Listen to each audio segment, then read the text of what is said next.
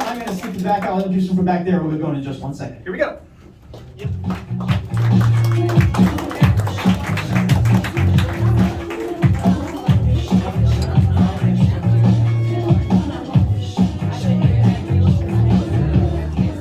All right, guys, I made it after a long and dangerous walk to the back. Are you ready for your first performer? We're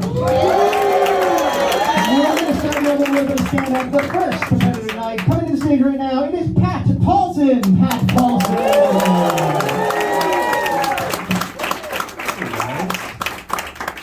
Thanks for coming out. Having a big night out, you guys? Yeah.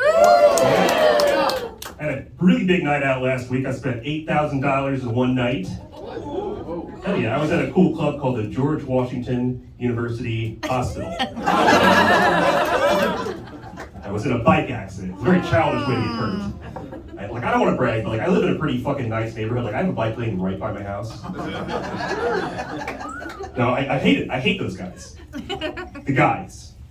Women on bikes are fine. No, they are. Women on bikes have hand signals and manners. Men on bikes have attitudes and DUIs. Yeah. My wife gets mad at him. She's like, that guy's drunk. I'm like, yeah, that's why he's on the bike. But he almost hit that family. Yeah, on a bike. This time. That's terrible. That's terrible. I don't know. My neighborhood's gentrifying weird because I'm not doing a very good job of it. We don't have any cool restaurants, but we did just get our first white bum. I don't like it. He thinks we're buddies. His name is Wayne. So he says, hi, I'm Wayne. I'm like, hi, you're a bum. And I know there are people experiencing homelessness. When you read about them in the paper, they are. When they're hanging out in front of the liquor store all day, they're fucking bums. Now, my wife's like, you live at the liquor store? I'm like, no, Wayne lives at the liquor store. Yeah. I don't know. My mom said not to give bums money because it's like giving food to seagulls, you know? And it is like that if the seagulls could trade the food for heroin. That's dark, I'm sorry. I have more heroin jokes. I'm not from here, I'm not from DC. DC is a luxury city. I'm not from here, I'm from a small town where there's nothing to do except for heroin. Called Baltimore. Ohio. We have one too. Baltimore works on a franchise system. If you have enough heroin, you can apply to become a Baltimore. I didn't know this growing up. I'm a middle-class nerd. I'm scared of medication. I don't mess with drugs. I found out my town had a drug problem by watching 60 Minutes.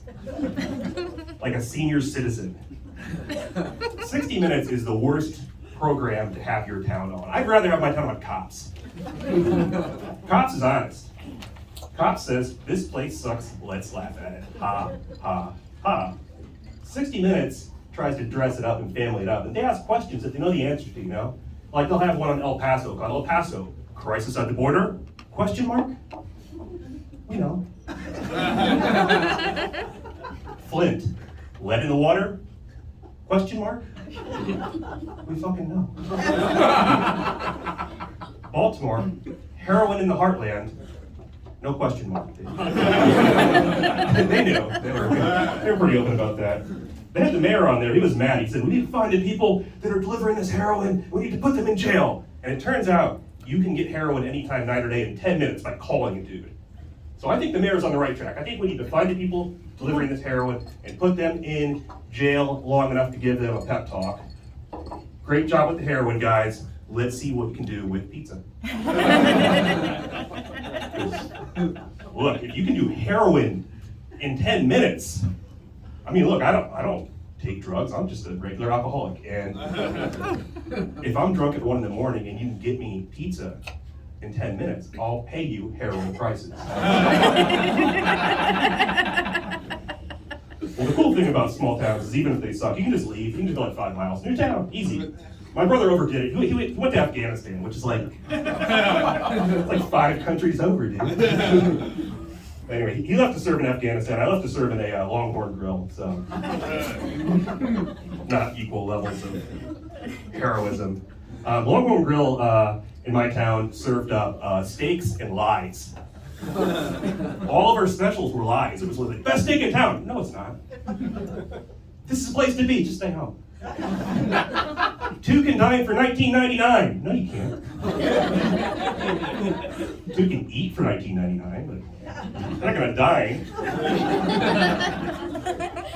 You learn a lot about yourself as a waiter, especially if you are bad at your job. Because you always heard the rumor like, oh, black people don't tip or whatever.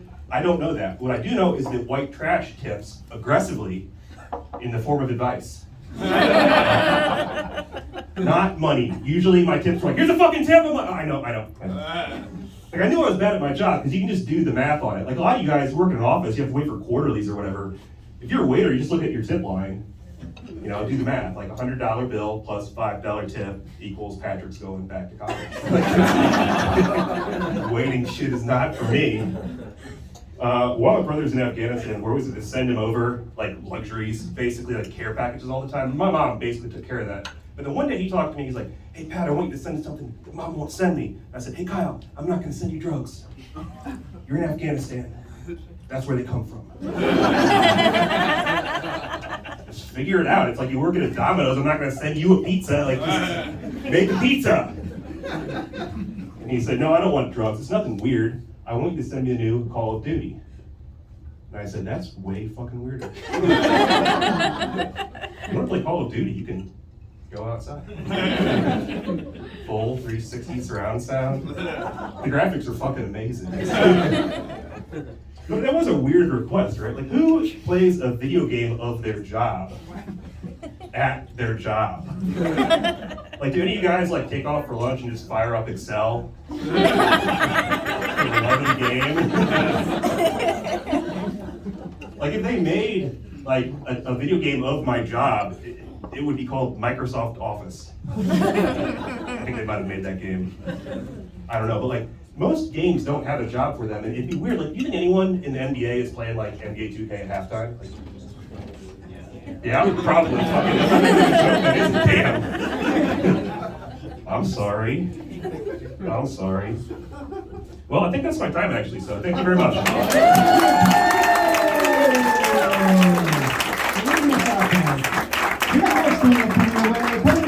Maggie Serrano, you got a minute to set the stage. However you like it, Maggie Serrano.